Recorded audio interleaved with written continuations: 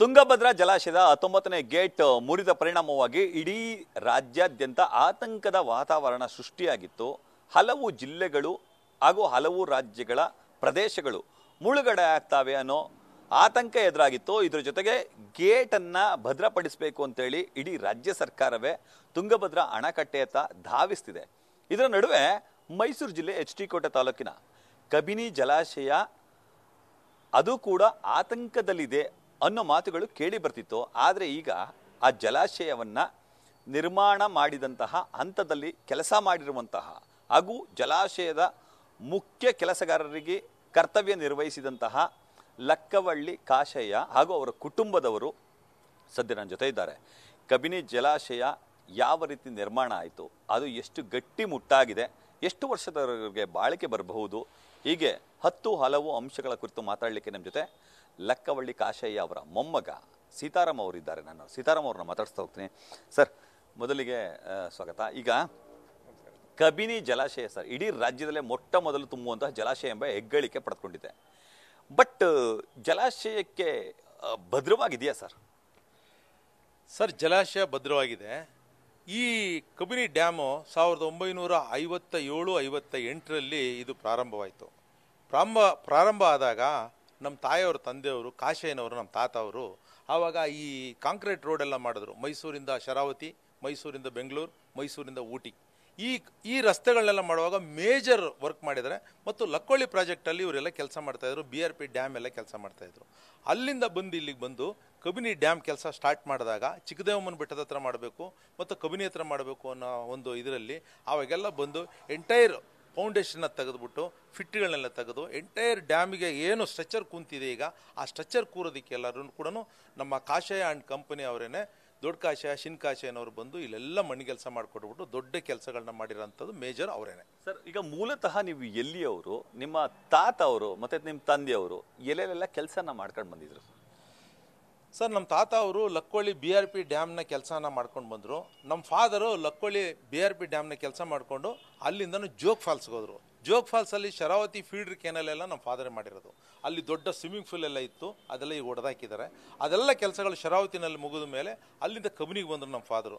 ನಮ್ಮ ಫಾದರ್ ಮಾಡಿರೋ ಕೆಲಸಗಳು ಏನು ಅಂತಂದರೆ ಲೆಫ್ಟ್ ಬ್ಯಾಂಕ್ ಎಂಬ್ಯಾಂಕ್ಮೆಂಟ್ಗಳು ಮತ್ತು ಡ್ಯಾಮ್ನ ಮುಂದುಗಡೆ ಏನು ಸ್ಟಿಲ್ಲಿಂಗ್ ಬೇಸನ್ ಅಂತ ಇದೆ, ನೀರು ಬಿದ್ದಂಥ ನೀರೆಲ್ಲ ರಿಟರ್ನ್ ಆಗೋ ಅಂಥದ್ದು ಏನಿದೆ ಆ ದೊಡ್ಡ ವಾಲು, ಚಾಲೆಂಜಿಂಗ್ ವಾಲ್ ಅದನ್ನೆಲ್ಲ ನಮ್ಮ ಫಾದರ್ ಮಾಡಿದ್ದು. ಮುಂದುಗಡೆ ಏನು ನೀರು ಬಿಟ್ಟರೆ ಬಿಳುಗೋಗುತ್ತೆ ಆ ಬ್ರಿಡ್ಜು ಇದು ಮತ್ತು ಅವೆಲ್ಲ, ಆಮೇಲೆ ಕವರ್ ಡಕ್ಗಳು, ಸೂಪರ್ ಪ್ಯಾಸೇಜ್ಗಳು, ಡೀಪ್ ಕಟ್ಗಳು ಎಲ್ಲ ನಮ್ಮ ಫಾದರ್ ಮಾಡಿದ್ದು. ಅಲ್ಲ, ಈಗ ಕಬಿನಿ ಜಲಾಶಯವನ್ನು ಕಟ್ಟಲಿಕ್ಕೆ ನೀವು ಅಲ್ಲಿಂದ ಇಲ್ಲಿಗೆ ಹೇಗೆ ಬಂದ್ರಿ?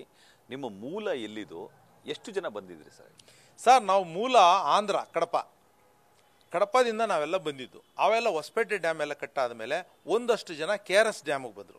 KRS ಡ್ಯಾಮಲ್ಲಿ ಬಂದು 1909-10 ಸುಮಾರು ಒಂದು 2000 ಜನ, ಅವಾಗೆಲ್ಲ ಯಾವುದೂ ವೆಹಿಕಲ್ಗಳಿರಲಿಲ್ಲ, ಎಲ್ಲನೂ ನಡೆಸ್ಕೊಂಡು ಮಂಡ್ಯ ಮಾರ್ಗವಾಗಿ ಮಹಾರಾಜರು ನಾಲ್ವಡಿ ಕೃಷ್ಣರಾಜ ಒಡೆಯರವರು KRS ಡ್ಯಾಮ್ಗೆ ನಮ್ಮನ್ನೆಲ್ಲ ತಗೊಂಬಂದಾಗ 1917ರಲ್ಲಿ ಕಾಲ್ರಾ, ಪ್ಲೇಗು, ದಡಾರ ಎಲ್ಲ ಬಂದು ಡ್ಯಾಮಲ್ಲಿ ಇದ್ದಂಥ ಜನಗಳೆಲ್ಲ ಖಾಲಿಯಾಗಿ ಹೋಗ್ತಾರೆ. ಖಾಲಿಯಾಗಿ ಹೋದಾಗ ಇನ್ನು ಇಲ್ಲಿದ್ದಂಥ ಬೋವಿಗಳು, ಒಡ್ರುಗಳು ಕೂಡ ಏನಾದರೂ ಹೊಟ್ಟೋಯ್ತು ಅಂತಂದರೆ ಇಲ್ಲಿ ಕೆಲಸ ನಿಂತೋಗುತ್ತೆ. ಏನಾದರೂ ಮಾಡಿ ಇವ್ರನ್ನ ಇಲ್ಲಿ ಉಳಿಸ್ಕೋಬೇಕು ಅಂತಂದ್ಬಿಟ್ಟು ಹೇಳಿದಾಗ ನಾಲ್ವಡಿ ಕೃಷ್ಣರಾಜ ಒಡೆಯರು ಮಹಾರಾಜರು ಆ ಸ್ಥಳಕ್ಕೆ ಬಂದು ನೋಡಿದಾಗ ನಮ್ಮ ಪರಿಸ್ಥಿತಿಗಳು, ನಮ್ಮ ಬಟ್ಟೆಗಳಿಲ್ಲ, ಏನೂ ಇಲ್ಲ, ಆ ಮಕ್ಕಳನ್ನೆಲ್ಲ ಅಲ್ಲಿ ನೇತಾಕೊಂಬಿಟ್ಟು ಕೆಲಸ ಮಾಡ್ತಾ ಇರೋದು, ಜಲ್ಲಿ ಹೊಡಿತಾ ಇರೋದು, ಕಲ್ಲು ಹೊಡಿತಾ ಇರೋದು, ನಮ್ಮ ಪರಿಸ್ಥಿತಿಗಳನ್ನೆಲ್ಲ ನೋಡಿ ಹೇಗೆ ಇವ್ರನ್ನ ಉಳಿಸ್ಕೋಬೇಕು ಅಂದಾಗ ಇಡೀ ಕರ್ನಾಟಕ ರಾಜ್ಯದಲ್ಲಿ ಎಲ್ಲೂ ಬೇರೆ ಯಾವ ದೇಶದಲ್ಲೂ ಇಲ್ಲ ಕೂಡ ನಮಗೆ ಇಲ್ಲಿ ರಿಸರ್ವೇಷನ್ನ ಕೊಟ್ಟು ನಮ್ಮನ್ನು ಇಲ್ಲಿ ಉಳಿಸ್ಕೊತಾರೆ. ಬೋವಿ ಒಡ್ಡರಿಗೆ ಫಸ್ಟ್ ರಿಸರ್ವೇಷನ್ನ 1917ರಲ್ಲಿ ನಾಲ್ವಡಿ ಅವರು ನಮಗೆ ಇಲ್ಲಿ ಕೊಟ್ಟು ಕೆಲಸ ಕಾರ್ಯಗಳನ್ನ ಮಾಡೋಕ್ಕೆ ಅಂತ ಅವಕಾಶ ಕೊಟ್ಟರು. ಹಾಗಾಗಿ ಒಂದು ಬ್ಯಾಚ್ ಇಲ್ಲಿತ್ತು, ಒಂದು ಬ್ಯಾಚ್ ಲಕ್ಕೋಳಿಗೆ ಹೋಯ್ತು, ಒಂದು ಬ್ಯಾಚು ಬೇರೆ ಹೊಸಪೇಟೆ ಡ್ಯಾಮೆಲ್ಲ ಮಾಡಿತು. ಇದೆಲ್ಲ ಕೆಲಸಗಳನ್ನ ಮುಗಿದ ನಂತರ ನಾವೆಲ್ಲರೂ ಕಬಿನಿಗೆ ಬಂದು ಕಬಿನಿ ಪ್ರಾಜೆಕ್ಟ್ಗಳನ್ನೆಲ್ಲ ನಾವು ಕೆಲಸ ಮಾಡಿದ್ದೀವಿ. ರೈಟ್. ಕಬಿನಿ ಜಲಾಶಯ ಯಾವಾಗ ಆರಂಭ ಆಯಿತು, ಆರಂಭದ ಹಂತದಲ್ಲಿ ಎದುರಾದಂತಹ ಚಾಲೆಂಜಸ್ಗಳೇನು, ನಿಮ್ಮ ತಾತವರು ಕಾಶಯ್ಯ ಅವರು ಯಾವ ರೀತಿ ಆ ಕಬಿನಿ ಡ್ಯಾಮ್ ಸ್ಟ್ರಕ್ಚರ್ನ ನಿರ್ಮಾಣ ಮಾಡಲಿಕ್ಕೆ ಕಾರಣ ಆದರು? Sir, dam foundation important. ಏನು ನಾವು ಮನೆಗೆ ತಳಪಾಯ ಅಂತಂದ್ಬಿಟ್ಟು ಏನು ಹಾಕ್ತೀವಿ, ಆ ತಳಪಾಯನೇ ವೆರಿ ಇಂಪಾರ್ಟೆಂಟು. ಆಮೇಲೆ ಅಲ್ಲಿ ಯಾವ ರೀತಿ ಸ್ಯಾಂಡ್ ಮಣ್ಣು ಎಲ್ಲ ಟೆಸ್ಟ್ ಮಾಡೋದು, ಕಲ್ಲು ತೆಗೆಯೋದು, ಆಮೇಲೆ ಆ ಕಲ್ಲುಗಳಿಗೆ ಏನು ಫಿಟ್ ಹೊಡಿಬೇಕು ಅದನ್ನೆಲ್ಲನೂ ಕೂಡ ಆ್ಯಂಕರ್ ರಾಟ್ಸ್ಗಳನ್ನೆಲ್ಲ ಹೊಡೆದು ಆವತ್ತಿನ ಇದರಲ್ಲಿ ಯಾವ ರೀತಿ ಮಾಡಬೇಕು ಅನ್ನೋದನ್ನ ಫೌಂಡೇಶನ್ ಎಲ್ಲ ಮಾಡಿಕೊಟ್ಟವರು. ರೈಟ್ ಬ್ಯಾಂಕ್ ಸ್ಲೂಯಿಸ್ ಅಂತ ಅಂದ್ಬಿಟ್ಟು ಏನು ಹೇಳ್ತಾರೆ ಇವತ್ತು ಡ್ಯಾಮಲ್ಲಿ, ಅದನ್ನು ಕಾಶೇನವರೇ ಮಾಡಿದ್ದು. ಇವತ್ತೂ ಕೂಡ ಅದಕ್ಕೆ ರೈಟ್ ಬ್ಯಾಂಕ್ ಸ್ಲೂಯಿಸ್ಗೆ ಕಾಶೇ ಸ್ಲೂಯಿಸ್ ಅಂತಲೇ ಕರೆದ್ರೆ ಗೊತ್ತಾಗೋದು, ರೈಟ್ ಬ್ಯಾಂಕ್ ಸ್ಲೂಯಿಸ್ ಅಂದರೆ ಗೊತ್ತಾಗೋದಿಲ್ಲ. ಹಾಗಾಗಿ ನಮ್ಮ ವರ್ಕ್ಗಳೆಲ್ಲ ಮೇಜರ್ ವರ್ಕು ಕಣ್ಣು ಕಾಣಿಸೋ ರೀತಿಯಲ್ಲಿ ಇದೆ. ಇವತ್ತು ಕೂಡ ನಾವು ನೋಡ್ತಾ ಇದ್ವಿ, ತುಂಬ ಖುಷಿ ಆಗುತ್ತೆ ಸರ್. ಸರ್, ಎಲ್ಲೆಲ್ಲಿಂದ ಕಾರ್ಮಿಕರು ಬಂದಿದ್ರು ಸರ್ ಆ ಸಂದರ್ಭಕ್ಕೆ? ಏನೇನೆಲ್ಲ ವರ್ಕ್ಗಳನ್ನ ಮಾಡ್ತಾ ಇದ್ರು? ಸರ್, ನಾವು ಮೂಲತಃ ಕಲ್ಲು ತೆಗಿಯಂಥವ್ರು. ಇವತ್ತು ಡ್ಯಾಮಲ್ಲಿ, KRS ಡ್ಯಾಮಲ್ಲಿ ಫಾರ್ ಎಕ್ಸಾಂಪಲ್ ನಿಮಗೆ ಈ ಭಾಗದಲ್ಲಿ ನೋಡ್ತೀವಿ, ಆ ಬಾವಿಗಳು ಕಟ್ಟಿರೋದೇ ಆಗಲಿ, ಆ ಕಲ್ಲುಗಳನ್ನ ಕೂರಿಸಿರೋದೇ ಆಗಲಿ, ವಿಧಾನಸೌಧ ಆಗಲಿ ನೋಡಿ, ಒಂದು ಕಲ್ಲು ಕೂಡ ಆ ಜಾಯಿಂಟ್ ಸಿಂಕ್ರನೈಸರ್ ಜಾಯಿಂಟ್ಗಳಲ್ಲಿ ಎಷ್ಟು ಸೆಂಟಿಮೀಟರ್ ಇರಬೇಕು ಅನ್ನೋದ್ರ ಬಗ್ಗೆನೇ ಹೊಡಿಬೇಕು. ಮತ್ತು ಅಷ್ಟೇ ಕಲ್ಲು ಟಾಪಿಂಗ್ ಹೊಡಿಬೇಕು, 1 ದಾರ 2 ದಾರ 3 ದಾರ ಅಂತ. ಮತ್ತು ಆ ಕಲ್ಲುಗಳನ್ನ ಕೂರಿಸ್ಬೇಕು ಅಂದ್ರೂ ಆ ಬಾವಿಗಳಲ್ಲಿ ಎಲ್ಲನೂ ಕೂಡ, ಮತ್ತು ಅವಾಗೆಲ್ಲ ಚೈನ್ ಪುಲ್ಲಿಗಳಲ್ಲಿ ಮಾಡ್ತಾ ಇದ್ದು, ಅವೆಲ್ಲ ಕೂರಿಸ್ಬೇಕು ಅಂದರೆ ಮತ್ತು 1 ಕಿಲೋಮೀಟರ್ ನಾವು ರಿವ್ಯೂಟ್ಮೆಂಟ್ ಕಟ್ಟಬೇಕು, ಪಿಚ್ಚಿಂಗ್ ಕಟ್ಟಬೇಕು ಅಂದ್ರೂ ಅದರಲ್ಲಿ ಟೆಕ್ನಿಕಲ್ ಆಗಿ ಅದು ನಮ್ಮ ಬ್ಲಡ್ಡಲ್ಲೇ ಬಂದಿದೆ. ನಾವು ಆ ಕೆಲಸಗಳನ್ನ ಮಾಡೋರೆ ನಾವು. ಆದ್ದರಿಂದ ಆ ಕಲ್ಲುಗಳು ಮತ್ತು ಆ ಡ್ಯಾಮ್ಗಳು ಮೂಲಭೂತ ಸೌಕರ್ಯಗಳನ್ನ ಕೊಡ್ತಾ ಇರೋರು ನಮ್ಮವರೇನೆ. ಹಾಗಾಗಿ ನಮ್ಮಗಳನ್ನ ಗುರುತಿಸಿ, ಅವಾಗೆಲ್ಲ ಬ್ರಿಟಿಷರ ಕಾಲದಲ್ಲೆಲ್ಲ ನಮ್ಗಳ ಕೈಲೆಲ್ಲ ರೈಲ್ವೆ ಲೈನ್ಗಳನ್ನ ಹಾಕ್ಸಿದ್ದು, ಜಲ್ಲಿಗಳನ್ನ ಓಡಿಸ್ತಾ ಇದ್ದಿದ್ದು. ಇವತ್ತು ಯಾವ ಕ್ರಷರ್ಗಳು ಇರಲಿಲ್ಲ. ಇವತ್ತು ನೀವು ಯಾವುದು ಒಂದು ದೊಡ್ಡ ದೊಡ್ಡ ಬಿಲ್ಡಿಂಗ್ಗಳಿರ್ಬೋದು, ಅರಮನೆಗಳಿರ್ಬೋದು, ಆ ಸಣ್ಣ ಜಲ್ಲಿ ಇರ್ಬೋದು, ದಪ್ಪ ಜಲ್ಲಿ ಇರ್ಬೋದು, ಬೋರ್ಡರ್ಸ್ ಇರ್ಬೋದು, ಆ ಸೈಜ್ ಇರ್ಬೋದು, ಅದನ್ನೆಲ್ಲ ನಮ್ಮವರೇ ಮಾಡಿರೋದು. ಆ ಟೆಕ್ನಿಕ್ಗಳು, ಆ ದೇವಸ್ಥಾನಗಳು, ಗುಡಿ ಗೋಪುರಗಳನ್ನೆಲ್ಲರೂ ನಮ್ಮವರೇ ಮಾಡೋದು. ಚಾಮುಂಡಿ ಬೆಟ್ಟದ ರಸ್ತೆಗಳನ್ನ ಇವತ್ತು ನೋಡ್ತಾ ಇರಲ್ಲ, 6-7 ಕಿಲೋಮೀಟರ್ ಬಂಡೆಗಳು ಅವತ್ತೇ ತೆಗೆದಿದ್ದು, 1001 ಮೆಟ್ಲೆಲ್ಲ ಇದೆಯಲ್ಲ, ಆ ಕಲ್ಲುಗಳು ಆ ವೃತ್ತಿಪರ ಇರೋರಂಥವ್ರು ನಾವೇ ಸರ್. ಹಾಗಾಗಿ ನಮ್ಮನ್ನು ಬಳಸ್ಕೊತಾ ಇದ್ರು, ನಾವು ಅದೇ ರೀತಿಯಲ್ಲಿ ಕೆಲಸ ಮಾಡ್ತಾ ಇದ್ದು. ನಾವು ಜನಗಳ ಪರವಾಗಿ ಮತ್ತು ಸಮಾಜದ ಪರವಾಗಿ ಕೆಲಸ ಮಾಡೋಂಥ ಜನ ಸರ್. ಸರ್, ಯಾವ ಇಸ್ವಿಯಲ್ಲಿ ಕಬಿನಿ ಡ್ಯಾಮ್ ಆರಂಭಕ್ಕೆ ತಳಪಾಯ ಹಾಕಿದ್ರು? ಯಾವಾಗ ಅದು ಅಂತ್ಯ ಆಗ್ತು? ಅಂತ್ಯ ಆಗೋದ್ರ ಜೊತೆಗೆ ಎಷ್ಟು ಮಂದಿ ಕೆಲಸ ಮಾಡಿದ್ರು?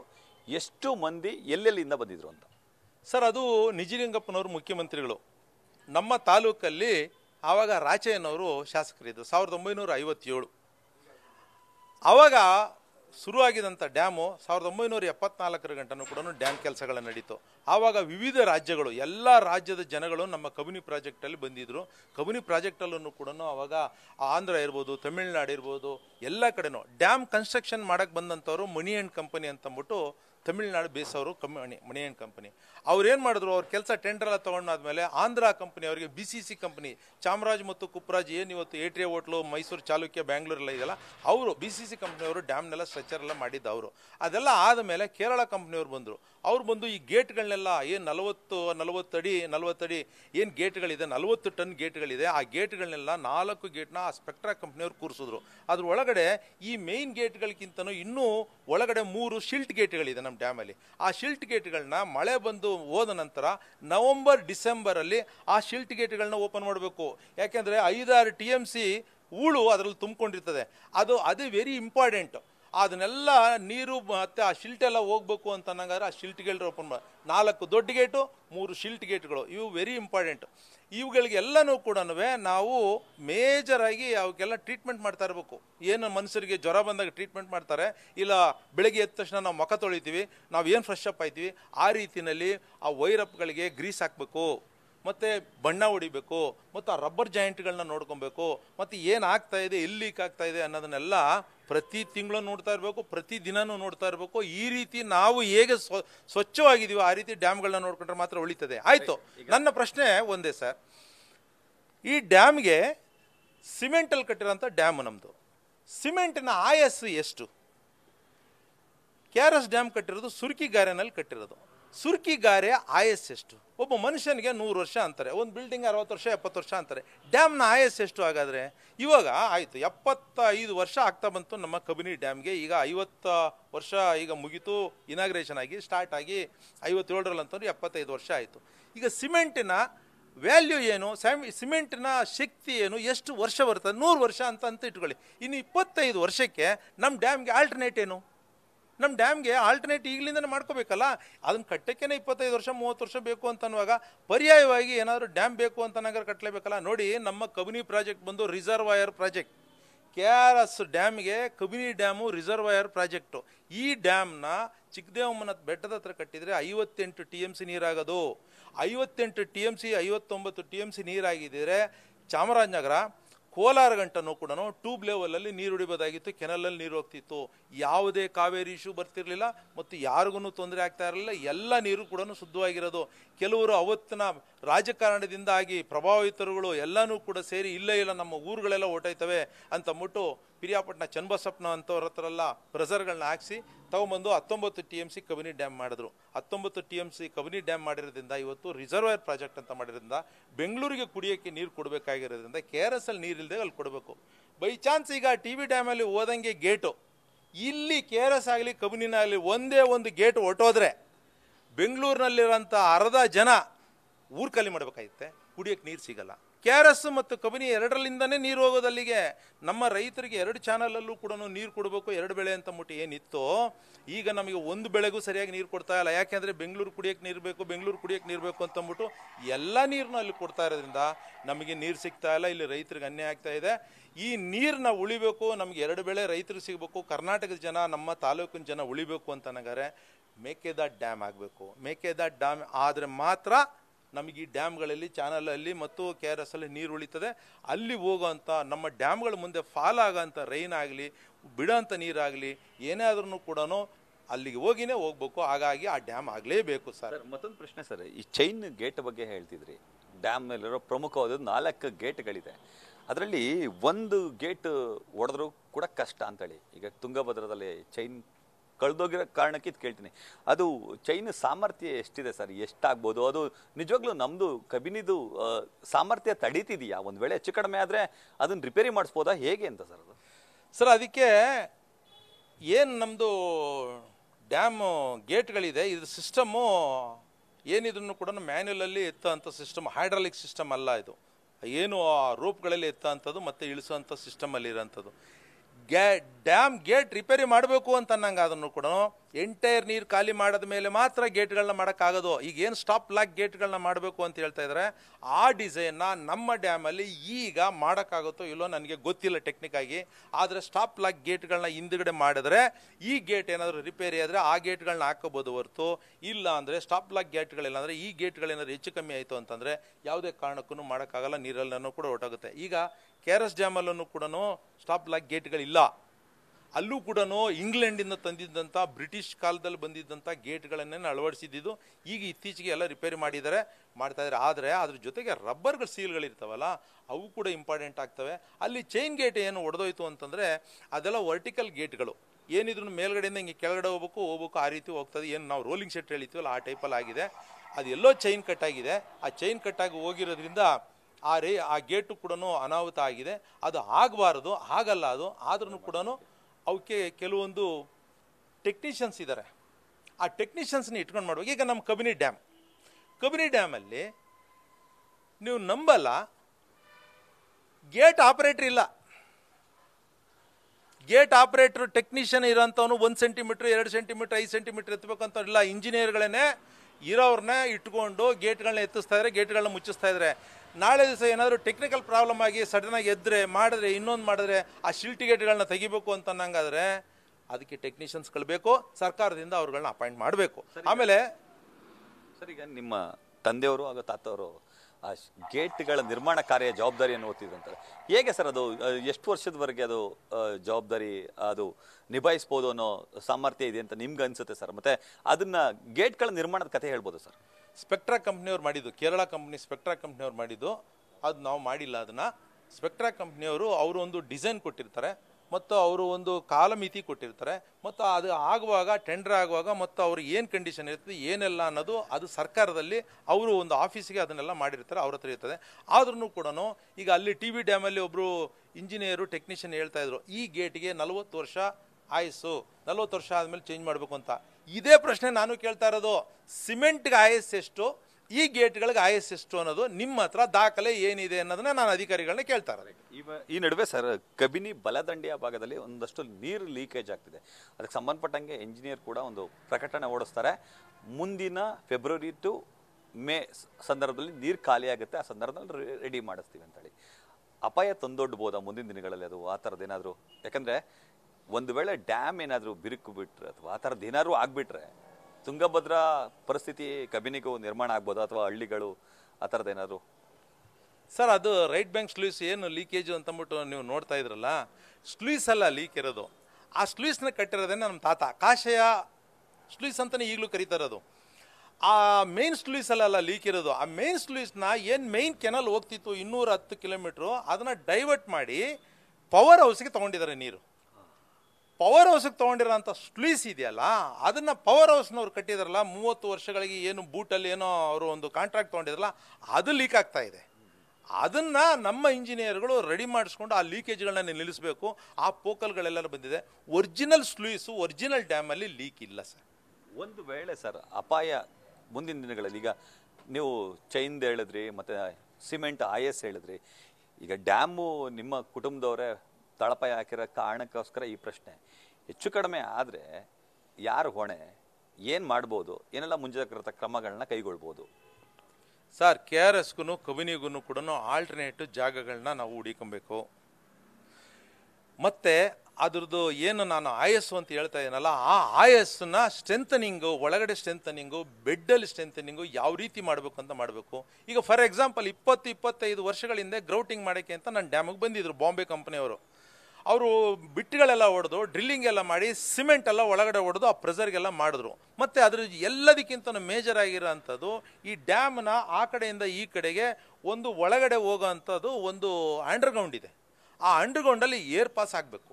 ಆ ಒಳಗಡೆನೂ ಕೂಡ ಹೋಗಿ ಡ್ರಿಲ್ಗಳನ್ನೆಲ್ಲ ಹೊಡೆದು ಅವಾಗೆಲ್ಲ ಸಿಮೆಂಟ್ ಎಲ್ಲ ತುಂಬಿ ಎಲ್ಲ ಮಾಡಿದ್ರು. ಅವ್ರುಗಳೆಲ್ಲರೂ ಸರಿಯಾದ ರೀತಿಯಲ್ಲಿ ಮಾಡಿದಾರ, ಯಾವ ಮಾನದಂಡದಲ್ಲಿ ಮಾಡಿದ್ದಾರೆ? ಅವ್ರು ಸಿಮೆಂಟ್ ಎಲ್ಲನೂ ಕೂಡ ಇಲ್ಲಿ ಏನು ಕೊಟ್ಟಿರ್ತಾರೆ ಡಿಪಾರ್ಟ್ಮೆಂಟಲ್ ಸಿಮೆಂಟು ಎಲ್ಲನೂ ಕೂಡ ಒಳಗೆ ಹೊಡಿತಾ ಇದ್ರು, ನೀರು ಹೊಡಿತಾ ಇದ್ರು, ಈ ಬಿಟ್ಟುಗಳನ್ನೇ ತೆಗೆದಿಲ್ಲ ಅಂತ ಹೇಳಿ ಕಂಪ್ಲೇಂಟ್ಗಳನ್ನ ಅಲ್ಲಿ ಕೆಲಸ ಮಾಡೋಂಥ ಲೋಕಲ್ ಅವರು ಹೇಳ್ತಾ ಇದ್ರು. ಈ ರೀತಿಯಲ್ಲಿ ಏನಾದರೂ ಆದರೆ ಡ್ಯಾಮ್ಗಳಿಗೆ ಅಪಾಯ ಆಗುತ್ತೆ. ಅದನ್ನು ನಾವು ಸರಿಯಾದ ರೀತಿಯಲ್ಲಿ ಮಾನಿಟ್ರಿಂಗ್ ಮಾಡಬೇಕು. ನಾನು ನನ್ನ ಮನೆ, ನನ್ನ ಊರು, ನನ್ನ ಡ್ಯಾಮು ಅಂತಂದ್ಬಿಟ್ಟು ನಾನು ಕಟ್ಟಿದ್ದೀನಿ, ನಾವು ಹೊಡೆದಿವಿ, ನಮ್ಮ ತಾತ ಸತ್ತೋಗೋರೆ, ನಮ್ಮ ಅಪ್ಪ ಸತ್ತೋಗೋರೆ, ಅಲ್ಲೇ ಕೆಲಸ ಮಾಡಿದ್ದು, ನಮಗೆ ಆ ಡ್ಯಾಮ್ ಮೇಲೆ ಪ್ರೀತಿ ಇದೆ. ನೀವು ನಂಬಲ್ಲ, 3-4 ಸಾವಿರ ಜನ ನಾವು ಆ ಶಾಲೆಯಲ್ಲಿ ಓದ್ತಾ ಇದ್ದಂಥವ್ರು ಇಡೀ ರಾಜ್ಯ, ದುಬೈ ಮತ್ತು ಬೇರೆ ಬಾಂಬೆ ಎಲ್ಲ ಕಡೆಯಿಂದನೂ ಬಂದು ನಾವು ಒಂದು ಕಾರ್ಯಕ್ರಮ ಮಾಡಿದ್ವಿ. ನಮ್ಮ ಊರು ಅದೊಂದು ಪ್ರಾಜೆಕ್ಟ್, ಅದು ಎಲ್ಲ ರಾಜ್ಯದವರಿದ್ದರು, ಎಲ್ಲ ಭಾಷಿಕರು ಎಲ್ಲರೂ ಇದ್ದರು. ಆ ಜಾಗದಲ್ಲಿ ಎಲ್ಲ ಭಾಷಿಕರುಗಳು ಬಂದು ನಾವು ಒಂದು ಕಾರ್ಯಕ್ರಮ ಮಾಡಿದಾಗ, ನಾವು ಕಟ್ಟಿದ್ದ ಡ್ಯಾಮು, ನಮ್ಮಪ್ಪ, ನಮ್ಮ ತಾತ, ನಾವು ಡ್ರೈವರು, ಪೊಲೀಸು ಇಲ್ಲಿದ್ವಿ, ನಾವು ಶಾಲೆಯಲ್ಲಿ ಎತ್ತಿದ್ವಿ ಅಂದ್ಬಿಟ್ಟು ಆ ಶಾಲೆಯಲ್ಲಿ ಒಂದು ಕಾರ್ಯಕ್ರಮ ಮಾಡಿ ಒಂದು ದಿವಸ ಒಂದು 3-4 ಸಾವಿರ ಜನ ಸೇರಿ ಅಲ್ಲಿ ಊಟ ಮಾಡಿ ನಾವು ಕಟ್ಟಿದಂಥ ಡ್ಯಾಮ್ ಅಂತ ಪ್ರೀತಿಗೆ ಇವಾಗಲೂ ಬರ್ತಾರೆ. ನಾವು ಇದೆಯೋ ಆ ಡ್ಯಾಮ್ ಬಗ್ಗೆ ನಮ್ಗೆ ಪ್ರೀತಿ ಇದೆ. ಹಣ ಮಾಡೋದಕ್ಕೋಸ್ಕರ ಬರೋ ಅಂಥ ಜನ ಇದ್ದಾರಲ್ಲ, ಅವ್ರುಗಳಿಗೆ ಏನಾದ್ರೂ ಅಲ್ಲಿ ಮೇಂಟೆನ್ಸ್ ಕೊಟ್ಟರೆ ನಿಜವಾಗಲೂ ಕೂಡ ಡ್ಯಾಮ್ಗಳು ಉಳಿಯಲ್ಲ. ಸರ್ ಈ ಫೈನಲಿ ಸರ್, ನಿಮ್ಗೆ ಈಗ ಕಬಿನಿ ಡ್ಯಾಮ್ ಸುರಕ್ಷತೆ ಇದೆ, ಇನ್ನೊಂದಷ್ಟು ವರ್ಷ ಬಾಳಿಕೆ ಬರುತ್ತೆ ಅನ್ನೋ ವಿಶ್ವಾಸ ಇದೆಯಾ? ಒಂದು, ಆ ಡ್ಯಾಮ್ ಸುರಕ್ಷತೆ ಬಗ್ಗೆ ಏನೆಲ್ಲ ಕ್ರಮಗಳನ್ನ ಕೈಗೊಳ್ಳಬೇಕು ಅಂತ ನಿಮ್ಗನ್ಸುತ್ತೆ? ಸರ್, ಸರ್ಕಾರ 10,000 ಕೋಟಿ 12,000 ಕೋಟಿ ಬಡ್ಜೆಟಲ್ಲಿ ನೀರಾವರಿಗೆ ಅಂತ ಮಡಗ್ತಾ ಇದ್ದಲ್ಲ ಸರ್. ಸಿದ್ದರಾಮಯ್ಯ ಸಾಹೇಬರು ಮತ್ತು DK ಶಿವಕುಮಾರ್ ಸಾಹೇಬರು ದಯಮಾಡಿ ಕೈ ಮುಗಿದು ಕೇಳ್ಕೊತೀನಿ, ಹೊಸದಾಗಿ ಒಂದು ಕಾನೂನನ್ನ ರೂಪಿಸಿ. ಏನು ನೀವು ನಮ್ಗೆ ಒಂದು 200 ಡ್ಯಾಮ್ಗಳಿದೆ, ದೊಡ್ಡದು ಚಿಕ್ಕದು ಎಲ್ಲ ಸೇರಿ, ಇದಕ್ಕೆ ಅಂತಲೇ ಒಂದು ಹೆಡ್ ಹೊಸದಾಗಿ ಮಾಡಿಬಿಟ್ಟು ಇದಕ್ಕೆ 1,000 ಕೋಟಿನ 2,000 ಕೋಟಿನ ಡ್ಯಾಮ್ಗಳಿಗೆ ಅಂತಲೇ ಇಟ್ಬಿಡಿ. ಆ ದುಡ್ಡನ್ನ ಮೇಂಟೆನ್ಸ್ ಆಗಲಿ, ಪೇಂಟ್ ಹೊಡೆಯೋದಾಗಲಿ, ಆ ಕ್ಲೀನ್ ಮಾಡೋದಾಗಲಿ, ಪ್ರತಿಯೊಂದು ಹಣನೂ ಕೂಡ ಆ ಒಂದು ಹೆಡ್ ಕೊಟ್ಟಿರೋ ದುಡ್ಡು ಬೇರೆ ಯಾವುದೇ ನೀರಾವರಿಗೆ ಅದನ್ನು ಖರ್ಚು ಮಾಡಿದ್ರೆ ಈ ಹೆಡ್ಗೆ ಉಪಯೋಗಿಸ್ಕೊಂಡು ಡ್ಯಾಮ್ಗಳನ್ನ ಸುರಕ್ಷಿತವಾಗಿ ಇಟ್ಕೊಂಡ್ರೆ ನಿಜವಾಗಲೂ ನಮ್ಮ ಡ್ಯಾಮ್ಗಳು ಚಿನ್ನ ಇದ್ದಂಗೆ ಇರ್ತವೆ. ನೀವು ನೋಡಬೇಕು, ಹಳೆ ಮನೆ ಥರ ಕಾಣುತ್ತೆ ನಮ್ಮ ಡ್ಯಾಮು. ಬಣ್ಣ ಇಲ್ಲ, ಸುಣ್ಣ ಇಲ್ಲ, ಏನಿಲ್ಲ, ಆ ದುಡ್ಡಿಲ್ಲ. ಹಿಂಗಾಗಿ ನೀರಾವರಿಗೆ ಅಂತ ಅಂದ್ಬಿಟ್ಟು ಕೊಡ್ತಾರೆ, ಇಲ್ಲ ಅಂತ ಹೇಳಲ್ಲ ನಾನು. ಸಪ್ರೇಟಾಗಿ ಹಣನ ಇದಕ್ಕಾಗಿಯೇ ಎತ್ತು ಮಾಡಬೇಕು, ಇದಕ್ಕೆ ಸಪ್ರೇಟ್ ಹೆಡ್ ಮಾಡಬೇಕು ಅಂತೇಳಿ ನನ್ನ ಒಂದು ಬೇಡಿಕೆ. ಆವಾಗ ನಮ್ಮ ಡ್ಯಾಮ್ಗಳು ಸುರಕ್ಷಿತವಾಗಿ ಇರ್ತವೆ. ಯಾಕೆ ಈ ಪ್ರಶ್ನೆ ಅಂತಂದರೆ, ಕಾಡು ಪ್ರಾಣಿಗಳು ಕುಡಿಲಿಕ್ಕೆ ಆಶ್ರಯಿಸಿರುವಂತಹ ಏಕೈಕ ಜಲಾಶಯ. ಯಾಕಂದರೆ ನಗರವಳೆ ಮತ್ತು ಬಂಡೀಪುರ ಎರಡೂ ಅಭಯಾರಣ್ಯಗಳು ಅದರ ಮಧ್ಯೆ ಸಿಗುತ್ತೆ. ಇದ್ರ ಜೊತೆಗೆ ಬೆಂಗಳೂರು ಸೇರಿದಂತೆ ಹಲವು ಜಿಲ್ಲೆಯ ಜನರ ಆಶ್ರಯ ತಾಣ, ರಾಜ್ಯದಲ್ಲೇ ಮೊದಲು ತುಂಬುವಂಥ ಕಬಿನಿ ಜಲಾಶಯ. ಈ ಜಲಾಶಯ ಇದ್ರ ಜೊತೆಗೆ ತಮಿಳುನಾಡಿಗೂ ಕೂಡ ಇದರಿಂದನೇ ಅತಿ ಹೆಚ್ಚು ನೀರನ್ನು ಬಿಡ್ತಾರೆ. ಸೊ ಈ ಡ್ಯಾಮ್, ಇಷ್ಟೆಲ್ಲ ಇರುವಂತಹ ಡ್ಯಾಮ್ನ ರಕ್ಷಣೆ ಮಾಡ್ಕೋಬೇಕಾದಂತಹ ಜವಾಬ್ದಾರಿ ಪ್ರತಿಯೊಬ್ಬರದು. ಬಟ್ ಡ್ಯಾಮ್ ಸುರಕ್ಷತೆ ಇದೆಯಾ ಅಂತ ಹೇಳಿನೇ ಪ್ರಶ್ನೆ ಆಗೋದು. ಯಾಕಂದರೆ ನೀವು ಹೇಗೆ ಹೇಳಿದ್ರಿ, ನಿಮ್ಮ ಕಾಶಪ್ಪ ಆ ಲೈನ್ ಸೇರಿದಂತೆ ಪವರ್ ಹೌಸ್ಗೆ ಹೋಗ್ತಿರೋಂಥ ಲೀಕೇಜ್, ಅದಕ್ಕೆ ಸಂಬಂಧಪಟ್ಟಂತೆ 92 ಕೋಟಿ ಅಷ್ಟು ಎಸ್ಟಿಮೇಟ್ ಕೊಡ್ತಾರೆ ರಿಪೇರಿಗೆ ಅಂತೇಳಿ. ನೀವೇ ಈಗ ಹೇಳಿದ್ರಿ ಹಳೆ ಮನೆ ಥರ ಕಾಣಿಸುತ್ತೆ ಅಂತೇಳಿ. ಯಾಕೆ ಅದನ್ನು ಅಭಿವೃದ್ಧಿ ಮಾಡ್ತಿಲ್ಲ? ಅಷ್ಟೊಂದು ನಿರ್ಲಕ್ಷ್ಯ, ತಾತ್ಸಾರ ಯಾಕೆ ಕಬಿನಿ ಬಗ್ಗೆ ಅಂತ? ಇಲ್ಲ, ಮಾಮೂಲಾಗಿ ಏನು ಮೇಂಟೆನೆನ್ಸ್ಗಳು ಮಾಡಬೇಕು ಅದನ್ನು ಮಾಡ್ಕೊಂಡು ಹೋಗ್ತಾ ಇದ್ದಾರೆ. ಈಗ ಏನು ಮಾನ್ಯ DK ಶಿವಕುಮಾರ್ ಸಾಹೇಬರು ಹೊಸ ಸ್ಪೆಷಲ್ ಒಂದು ಟಾಸ್ಕ್ ಫೋರ್ಸ್ ಮಾಡಿ ಎಲ್ಲ ಡ್ಯಾಮ್ಗಳನ್ನ ನಾನು ಚೆಕ್ ಮಾಡಿಸ್ತೀನಿ ಅಂತ ಹೇಳಿದ್ರಲ್ಲ, ನಿಜವಾಗ್ಲೂ ಇದು ಭಾರಿ ಒಳ್ಳೆ ಬೆಳವಣಿಗೆ. ಅದನ್ನು ಮಾಡಬೇಕು. ಮತ್ತು ಸ್ಥಳೀಕರು ಡ್ಯಾಮ್ ಕಟ್ಟಿದಂಥವ್ರು ಮತ್ತು ಅಲ್ಲಿ ಏನು ಕೆಲಸ ಮಾಡ್ತಾ ಇದ್ದಾರೆ, ಅಲ್ಲಿ ಯಾರ್ಯಾರು ಇದ್ರ ಬಗ್ಗೆ ಪ್ರಾಬ್ಲಮ್ ಇದೆ ಅಂತೇಳಿ ಆ ಒಂದು ಕಮಿಟಿಯವರು, ಟೀಮ್ನವರು ನಮ್ಗಳನ್ನೆಲ್ಲ ಕರೆದು ಇದ್ರದ್ದು ಏನು ಮಾಡ್ಬೋದು, ಏನಾಗಿದೆ, ಎಂಥದ್ದು ಮಾಡ್ತಾ ಇದೀವಿ ಅಂತ ಅಂದ್ಬಿಟ್ಟು ನಮ್ಗಳನ್ನೂ ಜೊತೆಗೆ ಸೇರಿಸ್ಕೊಂಡು ನಮ್ಗಳನ್ನೂ ಅವುಗಳನ್ನ ಜೊತೆಗಿಟ್ಟರೆ ನಾವೂ ಕೂಡ ಅವ್ರುಗಳಿಗೆ ಸಲಹೆಗಳನ್ನು ಕೊಡ್ತೀವಿ, ಅವರಿಂದ ಸಲಹೆಯನ್ನು ನಾವು ಪಡಿತೀವಿ, ನಾವು ಕೂಡ ಹೇಳ್ಕೊಡ್ತೀವಿ. ನಿಜವಾಗ್ಲೂ ಡ್ಯಾಮ್ಗಳು ಚೆನ್ನಾಗಿರ್ತವೆ ಸರ್, ಈ ರೀತಿ ಮಾಡಬೇಕು. ಸರ್ಕಾರ ಒಂದು ಒಳ್ಳೆ ಹೆಜ್ಜೆ ಇಟ್ಟಿದೆ. ಸಿದ್ದರಾಮಯ್ಯ ಸಾಹೇಬರು ಕೂಡ ಇದ್ರ ಬಗ್ಗೆ ಒಂದು ಅಭಿಪ್ರಾಯ ಕೂಡ ನಮ್ಗೆ ಒಳ್ಳೆ ಅಭಿಪ್ರಾಯ ಇದೆ. ಅದನ್ನು ನಾವು ಕಾಯ್ತಾ ಇದ್ದೀವಿ ಸರ್. Thank you. ಇದಿಷ್ಟು ಕಬಿನಿ ಡ್ಯಾಮ್ ಕಟ್ಟಿದ್ದ ರೋಚಕ ಕತೆ. ಕಬಿನಿ ಡ್ಯಾಮ್ ಕಟ್ಟಿದ್ದು, ಅದು ಕಾರ್ಯನಿರ್ವಹಣೆ ಮಾಡ್ತಾ ಇರೋದು, ಮತ್ತು ಈಗ ಆಗ್ತಿರುವಂತಹ ಲೋಪದೋಷಗಳನ್ನು ಹೇಗೆಲ್ಲ ಸರಿಪಡಿಸ್ಕೊಳ್ಬೇಕು ಅನ್ನೋದ್ರ ಕುರಿತಂತೆ ಕಬಿನಿ ಡ್ಯಾಮ್ಗೆ ಫೌಂಡೇಶನ್ನ ಹಾಕಿದಂತಹ ಕಾಶಯ್ಯ ಅವರ ಮೊಮ್ಮಗ ಸೀತಾರಾಮ್ ಅವರು ಹೇಳುವಂಥ ಮಾತುಗಳು.